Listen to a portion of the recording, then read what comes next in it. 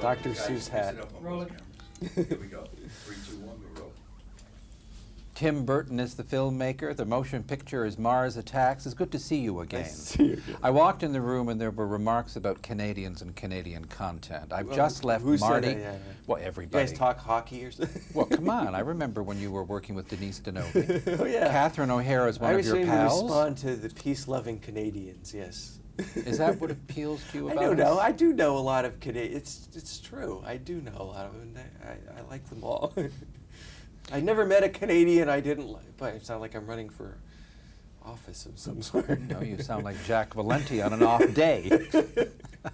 Tim, is it fair to say in front of you that Mars Attacks represents a lifelong dream for you in the sense of taking all the elements you have always enjoyed about the B-movie genre, but having the money, almost $70 million, to have access to the special effects and the geniuses to give you those to make Mars Attacks? Well, I feel really lucky about that, and it's like you know, in the old days, I like watching cheap science fiction movies, but now you can't, you want to capture that feeling without being as cheap. You want to kind of take it to another level. So, try to do the spirit of those and kind of upgrade it to some degree, and I feel really good about that. Because when you're a kid watching those, you don't feel like they're bad or cheap or anything. The good ones really kind of blow your mind. And so here we are in this day and age, and you kind of just trying to capture that feeling again. That kind of feeling where you just kind of were surprised by things that way. So it was fun to make. I really had a great time making it. It shows. Yeah, it was good. I think it's really the first time where I got to do something like that. Really having that prime movie-going experience back then, and then being able to kind of do it again. Do it now. I mean, movies are that way in general, making them, but this is particularly that way, which was nice. Is it true that Warner Brothers gave the approval for the budget when you were able to say, yes, I have Jack Nicholson, not only as the President of the United States, but as a real estate hustler at Art Land in Las Vegas? Yeah, well, it all kind of happened around the same time. I mean, they've been good. I've worked with them before, and they've been good to me, and they understand me to some degree, and they've been willing to let me go out into space on many occasions, so to speak. And at the same time, Tim, whether we go from Beetlejuice or the Batman movies, you've delivered for them. The box office figures on your Batman movies are still a phenomenon in the industry. Well, I treat that stuff like I feel very close to the movies, and I feel very much like I'm. You never know what's ever going to happen, and I just like to make movies that I've been lucky that way. I got to kind of do what I wanted from the beginning, to some degree, and I feel lucky about it, and I just want to continue that, and so just keep plugging away. But tell me something. After the conversations I've had with you, when one looks at Mars Attacks and sees the special effects and the brilliant set design, the creation that this movie is, and you are the same man who gave us Ed Wood. I know. This movie's like an expensive Ed Wood movie. But you know what I was going to say to you?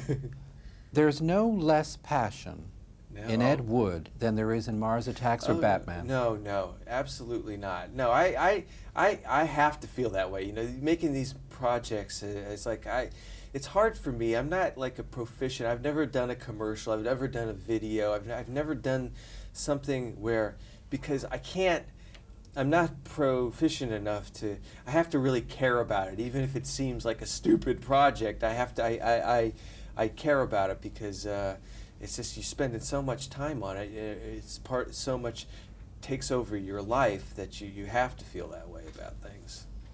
Marty Short was very affectionate towards you, and he said, Tim knew that I had great. done I get to him. follow Martin Short. That's not easy. Hey, easier to follow him than be satirized by him like I am. Oh God, I think I've had. But it Marty, myself. did you? I know. In fact, I think I may have him do me in interviews. He's better at me than I am.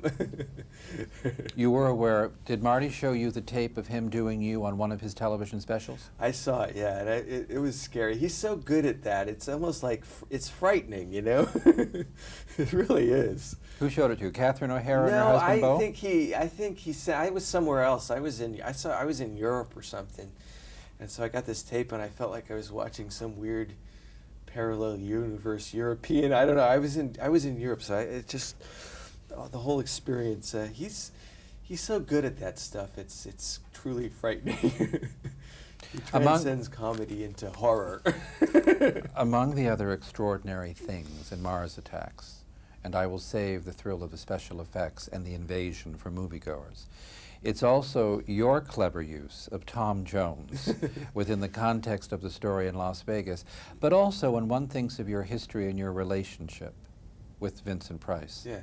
It is great to see you having Sylvia Sidney in this Oh, I film love again. Sylvia. You know, I worked with her on Beetlejuice, and she's just, I love her, you know, she's the greatest. You know, it's just, I love somebody that's just been, you know, that has had a life, you know, and that they're, you know, you learn from them, you know. It's like, it's nice to see people that you can learn from and see that they've had a history and that they're here and they're I don't know, it's just something I've had a few times and I really enjoy it with certain people. And she's, you know, she's great. As you had with Vincent Price. Yeah, it's really, you learn something from these people, and they're great. Tim, for whom have you made Mars Attacks? Seriously, when the studio Well, talks about it. I mean, I hate to say it. You first. Turn off that monitor in the other room. You first. Well, You yeah, made I it think for you you. all ultimately do, because if you don't please yourself, then you don't, you know, then you don't have a chance of pleasing anybody else. I mean, and if you please yourself and it doesn't work, at least you have that to go to your grave with, I guess. But you know, I rarely think about that. I never really know. I've actually never thought of a movie and thought of like who this is for, because I would never pretend to know or have that knowledge of knowing. Because I guess if you could figure all of that out, then everything would be, you know, I don't know. It's part of the joy of movies, is that it's there's something unknown about it, you know. It's like it's something that is there's so many people that are involved with it, and there's so many things that go into it, that it's like a surreal circus that way. You never know what can happen. And fortunately, with you, we look forward to that. Well, that's good. I'm glad. Keep trying. It's good to see you again. Good to see you, yeah. Tim Burton, Mars Attacks.